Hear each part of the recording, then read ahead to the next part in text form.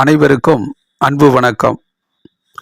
இந்த காணொளியில் 2025 வருட பலன் கடக ராசிக்காரர்களுக்கு இந்த வருடம் என்ன பலன் என்பதை துல்லியமாக பார்ப்போம். கடக ராசி அப்படின்னா சந்திரனுடைய ராசி. சந்திரன் அமைதியாகவும் குளிர்ச்சியாகவும் ஒரு சாந்த நிலையில் இருக்கக்கூடிய கிரகம். நல்ல கற்பனை திறன் இருக்கும், எண்ணங்கள் வலிமையடையும், அனைவரோடும் அமைதியாக நிதானமாக பொறுமையாக பழகக்கூடிய நல்ல தன்மை இயல்பாக இருக்கும். கடகராசிக்காரர்கள் எந்த ஒரு விஷயத்துலேயும் கொஞ்சம் நல்ல ஒரு பிடிமானம் இருக்கும். அது கற்பனையாக நினைத்தாலும் அதை வாழ்வியலில் நடைமுறைப்படுத்தி காட்ட வேண்டும் என்பதற்கு அதிபுத்திசாலித்தனமாக பொறுமையாக நிதானமாக திட்டமிட்டு செயல்படக்கூடிய தன்மையை பெற்றவர்களாக இருப்பாங்க. 2025 கடகராசிக்கு என்ன பலன், நல்லது இல்லை கெடுதலான விஷயங்கள் எந்த அளவுக்கு இருக்கோ என்பதையெல்லாம் தெரிந்து கொள்ளக்கூடிய முக்கியமான ராசி இந்த வருடம் கடகராசிக்காரர்கள். ஏன் அப்படின்னா, இது நாள் வரைக்கும் 8ஆம் வீட்டில் சனி பகவான் இருந்தது மிகப்பெரிய தடைகள். கடகராசிக்காரர்களுக்கு ஒரு நல்லதொரு அனுபவம் பெற்றிருப்பாங்க. வேலைகள் தொடர்ந்து வந்துக்கிட்டு இருக்கும், அதில் தடை இருந்திருக்கும். தொழில் வியாபாரத்தில் நல்லா வந்துக்கிட்டு இருந்த விஷயங்கள்லாம் தடைபட்டு இருக்கும். இதையெல்லாம் எப்போ சரியாகும்? கடுமையாக உழைத்து முயற்சி செய்து கொண்டு தான் இருக்கோம்.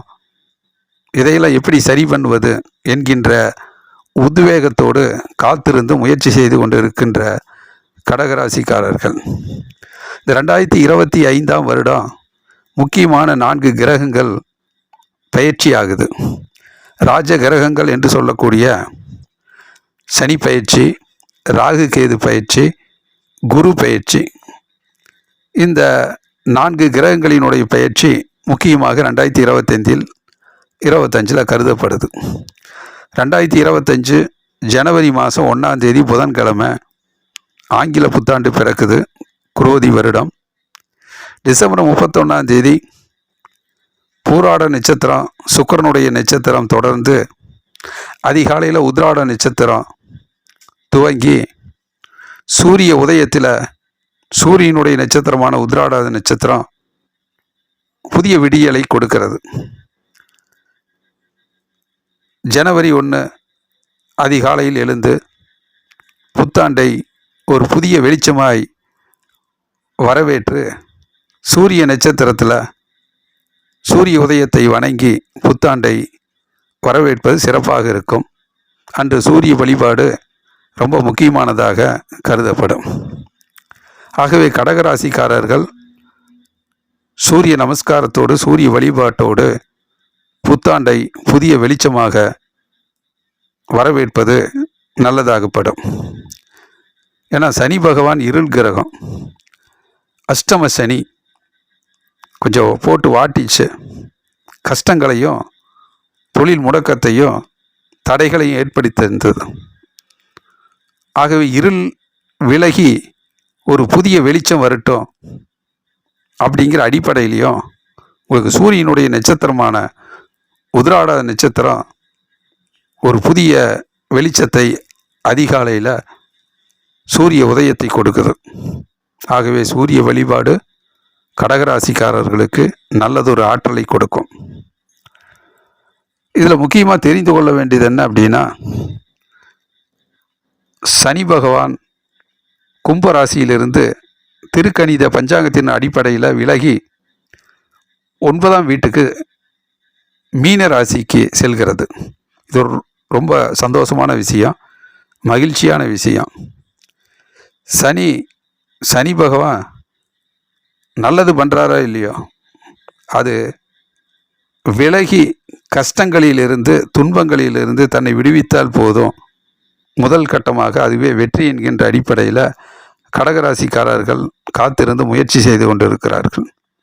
ஆகவே திருக்கணித அடிப்படையில் மார்ச் மாதம் 29ஆம் தேதி சனி பெயர்ச்சி, அஷ்டம சனி விலகுகிற காலமாக இருப்பது நல்ல செய்தி. 9ஆம் வீட்டில் சனி பகவான் குருவுடைய வீட்டில் இருக்கும்போது உங்களுடைய முயற்சிகளும் உழைப்பும் பொருளாதார முன்னேற்றத்தை நோக்கி அதிகரிக்கும். ஒரு புத்திசாலித்தனமாக செயல்பட்டு இது நாள் வரை இழந்ததை மீட்டெடுப்பது, வீழ்ந்ததை ஒரு எழுச்சிமிக்க முன்னேற்றமாக வடிவமைத்து கொள்வது என்பது போன்ற சிந்தனையில் சுறுசுறுப்பாக கடுமையாக உழைக்க முயற்சிப்பார்கள். அந்த உழைப்பையும் சனி பகவான் உங்களுக்கு கொடுப்பார். நல்லதொரு பொருளாதார சிந்தனை இருக்கும். அதிர்ஷ்டங்களை எல்லாம் எதிர்பார்க்காம உழைப்பையும் முயற்சியும் நம்பினா கடகராசிக்காரர்களுக்கு நிறைய வெற்றிகள் இருக்கிறது. ஆகவே உழைப்பே உயர்வு தரும் என்கிற அடிப்படையில் முயற்சிப்பது நல்லது. பல பேருக்கு ஆரோக்கியமெல்லாம் சரி செய்யப்படும். எதிர்ப்பு சக்திகள் கைகூடி உடல் உபாதைகள் ஒரு நல்ல நிரந்தர தீர்வுக்கு வந்து ஒரு உடல் முன்னேற்றத்திலையும் ஆரோக்கியத்திலும் வலிமை அடையக்கூடிய அளவுக்கு நல்லதொரு காலகட்டமாக அமையும். தந்தையோடு கொஞ்சம் கருத்து வேறுபாடு வராமல் தந்தையினுடைய எண்ணத்தை, பொருளாதார சிந்தனையை புரிந்து கொண்டு அவருடைய சிந்தனைக்கு ஏற்ற போல முயற்சிப்பதும் கடகராசிக்காரர்களுக்கு நன்மையை கொடுக்கும். பிறகு ராகு கேது பகவான் ஏப்ரல் மாதம் 26ஆம் தேதி ராகு கேது பயிற்சி வருது. ராகு மீன ராசியிலிருந்து கும்பராசிக்கு இடம்பெயர்கிறார். 9ஆம் வீட்டிலிருந்து 8ஆம் வீட்டுக்கு ராகு பகவான் வர்றார். கேது பகவான் 3ஆம் வீட்டிலிருந்து 2ஆம் வீடு சிம்ம ராசிக்கு வர்றார். ராகு 9லிருந்து 8க்கு வரும்போது உங்களுடைய கடுமையாக உழைக்க வேண்டும் என்கின்ற அந்த உழைப்பில் கொஞ்சம் சோர்வை ஏற்படுத்துவார். அதை முன்னெச்சரிக்கையோடு நன்கு தெரிந்து கொண்டு எதையும் மனசோர்வு, உடல் சோர்வு வராமல் பார்த்துக்கிறது நல்லது. ஒரு காரியத்தை உடனடியாக செய்து முடிப்பதற்கு கொஞ்சம் உத்வேகத்தோடு பணியாற்ற தன்னை தயார்படுத்தி கொள்வது நல்லது. நாளைக்கு பார்க்கலாம், அலட்சியமாக இருப்பது, அப்புறம் பார்க்கலாம், அதில் கொஞ்சம் இன்வால்மெண்ட்டு, கவன ஈர்ப்பு வராமல் உங்களை அறியாமையே ஒரு காரியத்தை தள்ளி போடுவதற்கு வாய்ப்புகள் இருக்குது. அதெல்லாம் இல்லாமல் சனிக்கிழமை தோறும் 9 to 10 ராகு கால வழிபாட்டை எடுத்துக்கொண்டு கொஞ்சம் தன்னார்வத்தோடு பணியாற்றினால் அதிக உழைப்பு உங்களுக்கு அதிக பயனை கொடுக்கும். சில பேருக்கு வாயு தொல்லை, கேஸ் ட்ரபிள், இது மாதிரியான விஷயங்கள் வரும். உடல் சோர்வை கொடுக்கும். அது இல்லாமல் பார்த்துக்கிறதும் நல்லது. அம்மன் கோயிலுக்கு செல்வது, துர்க்கையம்மன், திருவேற்காடு மாரியம்மன், நாகாத்தம்மன் போன்ற வழிபாட்டையும் குலதெய்வ வழிபாட்டையும் அதிகரித்து கொள்வது நல்லது. கேது பகவான் 3ஆம் வீட்டிலிருந்து 2ஆம் வீட்டுக்கு வருகிறார், குடும்பஸ்தானம். ஆகவே குடும்பத்தை முன்னேற்றுவதற்குரிய சிந்தனையும் யோசனையும் வந்து போகும். அது கவலையாக கூட மாறலாம்.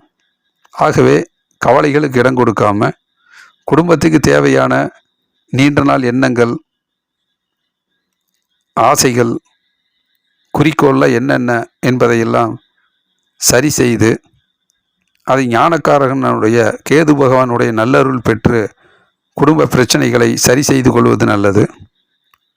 கணவன் மனைவியுடைய எண்ண ஓட்டத்திற்கேற்ப ஒற்றுமை உணர்வோடு செயல்பட்டு குடும்பத்தில் இருக்கின்ற உறவுகளோடு அவர்களுடைய எண்ணத்தை நன்கு புரிந்து கொண்டு பயணிப்பதும் சிறப்பாக இருக்கும்.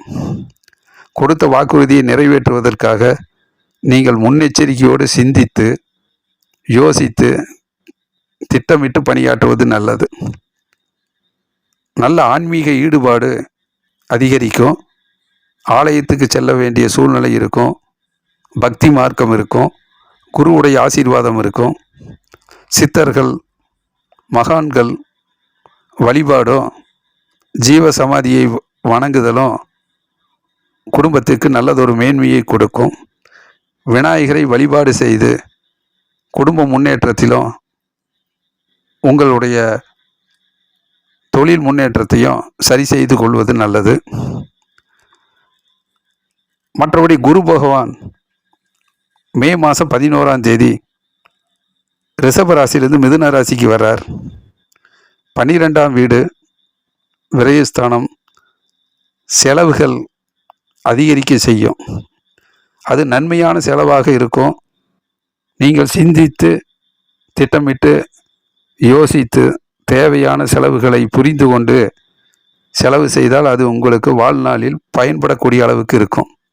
நீண்ட நாளாக ஒரு பொருள் வாங்க வேண்டும் இருந்தால் அது வாங்கக்கூடிய அளவுக்கு நீங்கள் முன்னெச்சரிக்கையோடு அதற்குரிய செலவுகளை அதிகரித்து கொள்ளுங்கள்.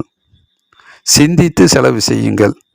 அது உங்களுக்கு பயனுள்ள சுப செலவாக இருக்கும். கல்வி, தொழில் கல்விக்கு நிறைய செலவு செய்து அறிவாற்றலை வளர்த்து தொழில் முன்னேற்றத்தை பெருக்குவதற்கும் உங்களுடைய உழைப்பும் முயற்சியும் அலைச்சல் செலவுகள் இதெல்லாம் இருக்கும். மற்றபடி குரு பகவான் 12ஆம் வீட்டிலிருந்து நிறைய சுபகாரியங்களை ஏற்படுத்துவார். சுப செலவை ஏற்படுத்துவார். எதிர்காலத்தை வடிவமைத்து கொள்வதற்கு உங்களை தயார்படுத்தி கொள்வதற்கு என்னென்ன தேவைகள் இருக்கிறதோ அந்த தேவைகளுக்கு ஏற்றாற்போல உங்களை தயார்படுத்துவார். அதற்கேற்ற செலவுகளையும் செய்து உங்களை வலிமையான ஒரு மனிதராக, நல்ல அனுபவம் மிக்க மனிதராக மாற்றுவதற்கு குரு பகவான் அருள் புரிவார். சில பேருக்கு வாகனம் வாங்க வேண்டிய சூழ்நிலை இருக்கும். அதற்குரிய செலவுகள் இருக்கும். வாகனத்தை புதுப்பித்து அதற்குரிய செலவுகளை செய்து வாகன யோகத்தை பெறுவதற்கும்,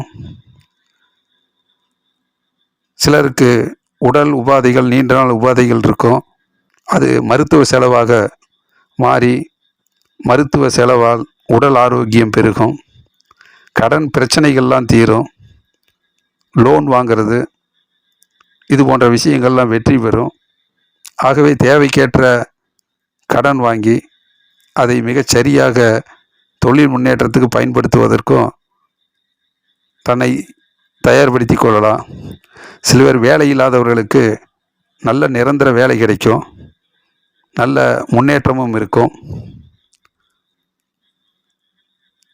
இன்னும் நல்லதொரு முன்னேற்றகரமான முயற்சி உங்களுக்கு பயனுள்ளதாக இருக்கும்.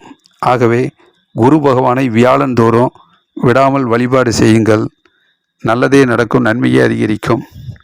இதில் சூரிய பகவான், சூரிய பலம் ஏப்ரல் மாதம் 15ஆம் தேதியிலேருந்து மே மாதம், மே 15லேருந்து ஜூன் மாதம் 15 வரைக்கும் இந்த 60 நாட்களில் நிறைய மாற்றங்கள் நடக்கும், முன்னேற்றங்கள் நடக்கும். தொழில் சிந்தனை பிறக்கும். தொழிலில் நிறைய மாறுதல் நடக்கும். அது பயனுள்ள முன்னேற்றமாக இருக்கும். கல்வியில் நல்ல உயர்வான பலன் கிடைக்கும். வியாபாரம் செழிக்கும். நல்ல லாபம் கிடைக்கும். நிறைய ஆர்டர்ஸ் கிடைக்கும். உங்களுடைய திறமைகள் பாராட்டப்படும். அதே நேரத்தில் செப்டம்பர் மாதம் 15ஆம் தேதியிலேருந்து அக்டோபர் மாதம் 15ஆம் தேதி வரைக்கும் இந்த 30 நாளில் உங்களுடைய எண்ணங்கள், லட்சியங்கள் இதெல்லாம் குறிக்கோளாக ஈடேறும். நீண்ட நாளாக முயற்சி பண்ண விஷயங்கள்லாம் அந்த காலகட்டத்தில் வெற்றி பெறும். பாராட்டு கிடைக்கும். பெருமைக்குரிய நிகழ்ச்சிகள் கலந்துக்கிறது, விருது வாங்கக்கூடிய அமைப்பு, மற்றவர்கள் உங்களுடைய திறமைகளை பாராட்டி அங்கீகரிக்கக்கூடிய அளவுக்கு இருக்கும். நல்ல தைரியமும் துணிச்சல் பிறக்கும். துணிந்த ஒரு காரியத்தில் ஈடுபட்டு அது மிகப்பெரிய வெற்றியாக மாற்றக்கூடிய வல்லமை கிடைக்கும். இந்த வருடத்தினுடைய இறுதி பகுதியில் சூரியன் பலன் டிசம்பர் 15க்கு மேலே ஒரு மிகப்பெரிய முன்னேற்றம் இருக்கும். நீண்ட நாள் பிரச்சனைகள்லாம் தீரும். எதிர்ப்புகள் விலகும். கஷ்டங்கள் நீங்கும். உடல் ஆரோக்கியம் பெறும். ஆகவே சூரிய பலத்தால் அந்தந்த மாதங்களில் கடகராசிக்காரர்களுக்கு நிறைய நன்மைகள் இருக்கிறது இந்த வருடம். அதே நேரத்தில் செவ்வாய் பகவானால் அங்காரகன் என்று சொல்லப்படுகிற செவ்வாய் பகவான் முருகனுடைய அருளால் ஆகஸ்ட் மாதம் செப்டம்பர் முதல் வாரம் வரைக்கும் இந்த காலகட்டத்தில் செவ்வாய் பகவானால் நல்லதொரு முன்னேற்றம் இருக்கிறது. எடுத்த காரியங்கள் அற்புதமாக இருக்கும். வீடு வாங்கிறது, இடம் வாங்கிறது, இது போன்ற விஷயங்கள் வெற்றி பெறும். சகோதரர்களுடைய ஒற்றுமை பிறக்கும், உதவி கிட்டும். கல்வியில் நல்லதொரு பேரும் புகழும் கிடைக்கும். பதவி உயர்வுக்கான சிந்தனை பிறக்கும்.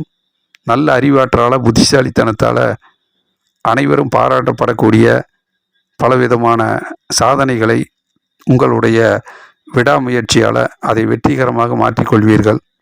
நல்லதே நடக்கக்கூடிய காலகட்டமாக இந்த காலகட்டம் இருக்கும். பிறகு சுக்கிர பகவான் கடகராசிக்காரர்களுக்கு இந்த வருடம் நிறைய மாதங்கள் உங்களை சந்தோஷமாக மகிழ்ச்சியாக வைத்திருப்பார். ஒரு மனதுக்கு பிடித்த ஒரு உல்லாசம், சுற்றுலா செல்லக்கூடிய இடம், மற்றபடி சுப நிகழ்ச்சிகளில் கலந்து கொள்ளக்கூடிய விஷயங்கள், உங்களுடைய வீட்டில் விசேஷம், சுப நிகழ்ச்சி நடக்கக்கூடிய விசேஷம், இதெல்லாம் சுக்கிர பகவானால் கடகராசிக்காரர்களுக்கு நிறைய நன்மைகளை கொடுக்கக்கூடிய விஷயங்கள் இருக்கிறது. வாகனம் வாங்குவது, வாகனத்தை புதுப்பிப்பது, இது போன்ற விஷயங்கள்லாம் அற்புதமாக நடக்கும். வீடு சம்பந்தப்பட்ட விஷயங்களில் அதை புதுப்பித்து அழகு உணர்ச்சியோடு வீட்டை சரி செய்வது, இது போன்ற செலவுகளும் உங்களுக்கு நன்மையை தரக்கூடிய, மகிழ்ச்சியை தரக்கூடிய செலவாகவே இருக்கும். ஆகவே கடகராசிக்காரர்கள் நவகிரகத்தினுடைய சுழற்சியால், இயக்கத்தால் நிறைய ஏற்ற இறக்கங்கள் இருக்கும், நன்மைகளும் நிறைய இருக்கும். ஆகவே நிறைவான விஷயங்கள் நிறைந்திருக்கட்டும், குறைவான விஷயங்கள் குறைந்தே இருக்கட்டும். சரி செய்து கொள்ளுங்கள். எதிர்காலம் சிறப்பாக இருக்கிறது. 2025 நல்லதொரு அனுபவம், நல்லதொரு முன்னேற்றம், எதிர்கால வாழ்க்கைக்கான அஸ்திவாரங்கள், நல்ல பயனுள்ள விஷயங்கள் உங்களுக்கு கிடைக்கும். துணிந்து செயல்படுங்கள். தடைகளை தகர்த்து, இடையூறுகளை சரி செய்து, கடுமையாக உழைத்து, விடாமுயற்சியால் வெற்றிகளை தக்க வைத்து கொள்ளுங்கள் என்று சொல்லி, குபேந்திரா டிவி வழங்கும் ஜோதிடம் பற்றி அனைத்து தகவல்கள் வந்து கொண்டிருக்கிறது. தொடர்ந்து பாருங்கள். லைக் பண்ணுங்கள், ஷேர் பண்ணுங்கள், சப்ஸ்கிரைப் பண்ணுங்கள். நன்றி, வணக்கம்.